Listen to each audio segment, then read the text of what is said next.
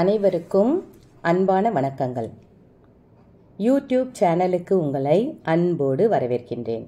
நல்லதை நினைப்போம், நல்லதே நடக்கும்னு சொல்லி இந்த பதிவை நான் ஆரம்பிக்கிறேன். பதிவுக்குள்ளே போகிறதுக்கு முன்னாடி நம்ம சேனலை இது வரைக்கும் சப்ஸ்கிரைப் பண்ணலைன்னா மறக்காமல் சப்ஸ்கிரைப் பண்ணி வச்சுக்கோங்க. காலையில் பால் காய்ச்சும் பொழுது இந்த தவறை செய்யாதீர்கள். வீட்டில் பண வறட்சி ஏற்பட இதுதான் காரணம் அப்படின்னு தலைப்பு போட்டிருக்க இல்லைங்களா? அது என்னன்னு பார்க்கலாம். நம்ம வீட்டில் சமைக்கும் பொழுது ஒரு சிறு சிறு தவறுகள் தெரியாமல் செய்யறது தான். இதெல்லாம் தெரிஞ்சே செய்ய மாட்டாங்க யாரும். தெரிஞ்சிருச்சுன்னா இந்த விஷயத்த நம்ம கேள்விப்பட்டுட்டோம். இப்போ நான் வீடியோவில் நான் சொல்லிட்டேன்னா என்னோட பிள்ளைங்க சப்ஸ்கிரைபர் ஆன என் பிள்ளைங்களாகட்டும் சகோதர சகோதரிகளாகட்டும் என்ன சொல்லுவாங்கன்னு பார்த்தீங்கன்னா, ரொம்ப ரொம்ப நன்றிம்மா, இதான் எங்களுக்கு இவ்வளோ நாள் தெரியாமல் இருந்துச்சு, இனிமேல் நான் இதை மாற்றிக்கிறோம் அப்படின்னு சொல்லுவாங்க. நிறைய பேர் கமெண்ட்ஸில் கடன்மா என்ன செஞ்சும் கடன் தீரலம்மா, நானும் கடனில் மாட்டிக்கிட்டு முழிக்கிறேம்மா அப்படின்வாங்க. எவ்வளோ வழி இருக்குது. நீங்கள் அது முயற்சி பண்ணிங்கன்னா நிறைய இந்த மாதிரி பரிகாரங்கள். ரெண்டாவது, கடனுக்கு காலபைரவர் காலை போய் பிடிங்க. காலபைரவர் காலை பிடிச்சவரை கண்டிப்பாக சொல்கிறேங்க, கடன்லேருந்து நம்மளை விடுதலையாக்கி விட்டுருவாரு. காலபைரவா துணை, காலபைரவா துணை, காலபைரவா துணை சொல்லிக்கிட்டே இருங்க. சமைக்கும் பொழுதாகட்டும், இல்லை பால் காய்ச்சும் பொழுதாகட்டும், குளிக்கும் பொழுது கூட சொல்லிக்கிட்டே இருங்க. பூஜை பண்ணும் போது தான் அவர் பேரை சொல்லணும்னு அவசியம் கிடையாது. நம்ம எப்பவுமே அவங்க பேரை சொல்லிக்கிட்டே இருந்தாலே, நீங்கள் சமைக்கும் பொழுது கூட யாராவது ஒருத்தருடைய நாமத்தை சொல்லிக்கிட்டே இருந்தாலே அவங்களுக்கு நேரடியாக நீங்கள் டைரக்டாக நீங்கள் நைவேத்தியம் வச்சுதான் கணக்காயிடுமா. அதுக்காக நம்ம அசைவம் சமைக்கும் பொழுது அந்த மாதிரி சொல்ல வேண்டாம். மற்ற நாட்களில் நீங்கள் சொல்லிக்கிட்டே இருங்க. சில பேர் என்ன பண்ணுவாங்கன்னா, சமையலறைக்கு போன உடனே தான் டமால் டமால்னு போட்டு உடைப்பாங்க பாத்திரங்களை.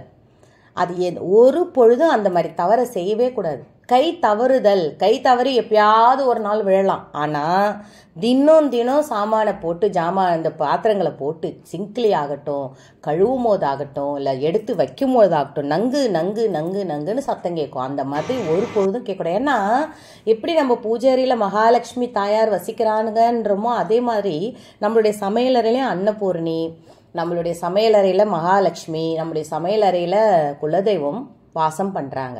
அப்போ நீங்கள் புலம்பிக்கிட்டோ ஒரு சண்டை போட்டுக்கிட்டோ தினம் சண்டை போடுவாங்க. ஒரு சிலர் பார்த்தீங்கன்னா கத்திக்கிட்டே இருப்பாங்க. அந்த பிள்ளைங்களை விரட்டுன்ற பேரில் சத்தம் எழும்பிக்கிட்டே இருக்கும். நான் நிறைய பேர் வீடு பார்த்துருக்கேன். ஏன்னா எனக்கு நம்ம அந்த மாதிரி சத்தம் எழும்புற வீடுனாலே லக்ஷ்மி தேவி தவிப்பாலாம், எங்கே உக்காறது இங்கே, இப்படி நிம்மதி இல்லாத வீட்டில், இந்த சண்டை சச்சரவு இருக்கிற வீட்டில் எப்படி நம்ம உட்காரது, நம்ம போயிடுவோம் அப்படின்னு சொல்லிட்டு கிளம்பி போயிடுவாங்களாம்.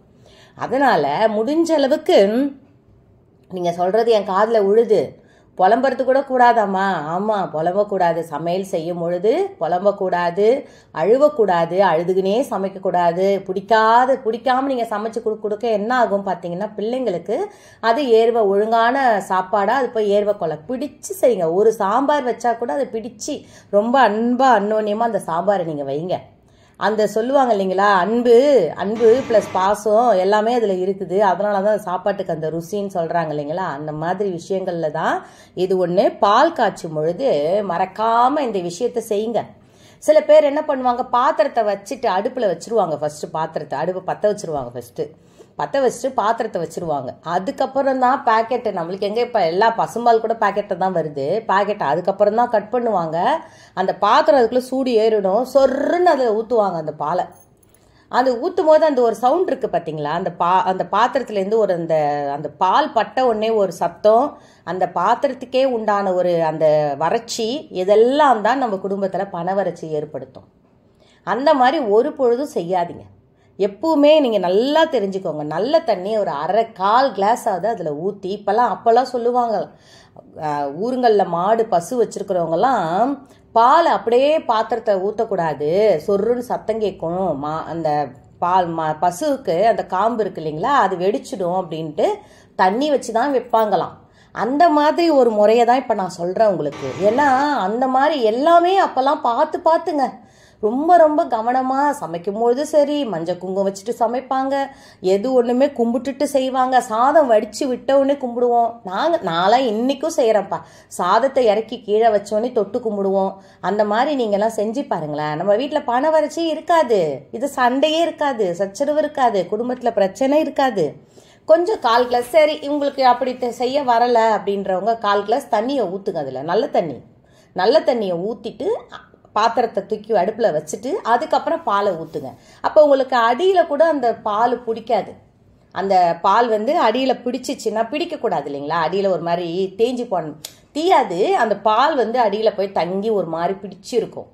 அது பிடிக்காம அந்த மாதிரி நீங்கள் தண்ணி ஊற்றி பாலை வச்சிங்கன்னா ரொம்ப ரொம்ப நல்லதுங்க வீட்டுக்கு. அதை செய்யுங்க. அப்படி இல்லைம்மா நான் மறந்துடுறேம்மா, ஒரு நாளை போல் நான் மறந்துடுறேம்மா, தண்ணி ஊற்றி வைக்கிறதுக்கு நான் மறந்துடுறேம்மான்றவங்களுக்கு இன்னொரு விஷயம் சொல்கிறேன். பாலை பிரித்து முதல்ல பாத்திரத்தில் ஊற்றுங்க. ஊற்றிட்டு தண்ணியை ஊற்றுங்க. அதில் எவ்வளோ நம்ம தண்ணி கலக்காமல் யாரும் பால், சில பேர் தான் பசும்பால் வாங்கணுன்னு, ஏன்னா அவங்களே தண்ணி கலந்து தான் கொடுக்குறாங்கன்னு சொல்லிட்டு அப்படியே காய்ச்சறவங்க இருக்கிறாங்க.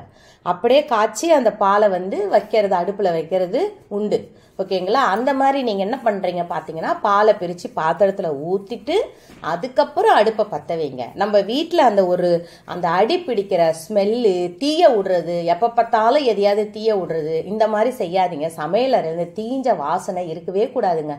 என்னைக்காவது ஒரு நாள் தவறுதலாக விட்டுட்டோமான்றது வேற. ஆனால் அடிக்கடி செய்வாங்க ஒரு சில பேர். பாலை வச்சா மறந்துடுவாங்க, டீயை வச்சா மறந்துடுவாங்க, சாதத்தை, ஏன்னா ஃபோன் எடுத்துக்கிட்டு போய் உக்காந்துருவாங்க. இப்போ ஏதோ முக்கியமான விஷயமா பிள்ளைக்கு உடம்பு சரியில்லை அதனால நாங்கள் உட்காந்துருந்தேன் அப்படின்னா கூட என்னைக்காவது ஒரு நாள் ஆகலாம், தவறு கிடையாது. ஆனால் இந்த மாதிரி சமையலறையில் இந்த விஷயத்தை நீங்கள் திரும்ப திரும்ப செய்யாதீங்க. அந்த வறட்சி, இந்த பணத்துக்கான கஷ்டம், கடை வர்றதுக்கு இதெல்லாம் தான் நேரிடும். அதுக்காக வந்து நான் அதை வச்சதுனால தான் எனக்கு கடனான்னு நீங்கள் நினைக்காதீங்க. எதுக்கும் நான் ஒரு வார்த்தைக்கு இந்த மாதிரி செய்யுங்கப்பா, பாலை வச்சாக்கா இந்த மாதிரி கவனமாக இருங்க. கொஞ்சம் பொங்கலாம், அதை வழிய விடக்கூடாது. அடுப்பு மேலெல்லாம் பாலை விட்டு அடுத்த நிமிஷம் தெரியாமல் வழிஞ்சிட்டா கூட அடுத்த நிமிஷம் எடுத்து கீழே வச்சுட்டு, ஏன் சொல்கிறேன்னு கேளுங்களேன், அந்த நெருப்பில் அந்த பால் படும். திரும்ப திரும்ப அந்த அடுப்பை நம்ம ஏற்றிக்கிட்டே இருக்கும்போது அந்த பால் பொங்கி வழிஞ்சுது இல்லைங்களா, அது வந்து நெருப்பில் பட்டு அது ஒரு ஸ்மெல்லு. அந்த மாதிரி ஒரு பொழுதும் விடாதீங்க. நம்ம வீட்டில் எது வழிஞ்சாலும் அடுத்த நிமிஷம் அதை இறக்கி வச்சுட்டு ஃபஸ்ட்டு துணி எடுத்து அந்த ஒழுகினதை தெரியாமல் ஒழுக விடுறது, தெரியாமல் பாலை பொங்க விடுறது வேற. அதை உடனே தொடச்சி க்ளீன் பண்ணிவிட்டு, ஒரு செகண்ட் தான் ஆகும், அந்த துணியை வச்சு ஒரு செகண்ட் தான் ஆகும் க்ளீன் பண்ணிவிட்டு அப்புறமா நீங்கள் அடுப்பு பற்ற வைங்க. ஏன்னா இந்த பால் காஞ்சது கறியில் அந்த அடுப்பில் படும்பொழுது கறியாகும். அது மாதிரி பாலை வந்து நம்ம தீயில விடலாமா? அது செய்யக்கூடாது. அதனால தான் இதை நான் சொல்லணும்னு நினச்சேன். ஏன்னா சில பேர் திரும்ப திரும்ப என்கிட்ட கடனுக்கான வீடியோ நான் போடும்பொழுதுலாம், அம்மா இன்னும் கடை இருக்குமான்னும் போது இந்த மாதிரி விஷயங்கள்லாம் நம்ம வீட்டில் நடக்குதான்னு நம்ம வாட்ச் பண்ணிக்கிறது நல்லது தானுங்களா? நம்ம வீட்டில் அடிக்கடி அடுப்பு தீய விடாமல் பார்த்துக்கிறது ரொம்ப நல்லது தானுங்களா? அப்படியே ஒரு நாள் அந்த மாதிரி தீஞ்சு போச்சுன்னாலும் அது பாருங்களேன், ஒரு நாள் வரைக்கும் அந்த ஸ்மெல்லு நம்ம வீட்டில் இருந்துக்கிட்டே இருக்கும். அந்த தீஞ்ச ஸ்மெல்லு தெரியாமல் வச்சுட்டு விட்டுட்டோம்னா அப்போ என்ன பண்ணணும் பார்த்தீங்கன்னா, ஒரு வத்தி, நம்ம ஊதுபத்தி இருக்கு இல்லைங்களா பூஜை அறையில், அந்த வத்தியை ஏற்றி வைக்கலாம். இல்லை தசாங்கம் கோன் வாங்கி வச்சுக்கோங்க, ரொம்ப அற்புதமான ஒரு பொருள் அது. அந்த தசாங்கத்தை ஏற்றி வைங்க. சாம்பிராணி ஒன்று இந்த ரெடிமேடு சாம்பிரான்லாம் விற்குது இல்லைங்களா, அதை எடுத்து ஒன்று ஏற்றி வைங்க. அந்த வாசனை அப்படியே அது போக்க வச்சிரும். வீட்டில் மகாலட்சுமியோட அம்சத்தை நல்ல நிறைய வைக்கும். அருமையாக இருக்கும், நல்லதே நடக்கும், வாழ்க வளர்த்துறன்னு சொல்லி இந்த பதிவை நான் நிறைவு செய்கிறேன். இன்னொரு பதிவோடு உங்களை நான் மீட் பண்ணுறேன்.